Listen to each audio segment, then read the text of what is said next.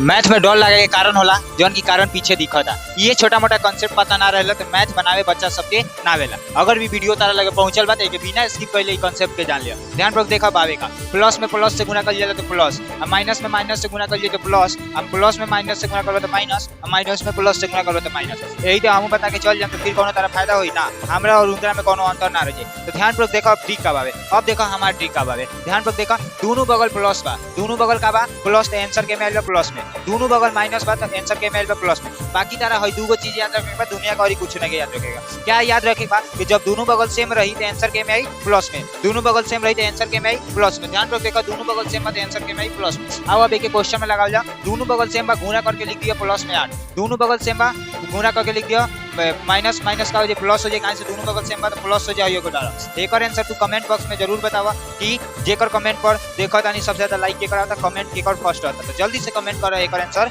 बतावा।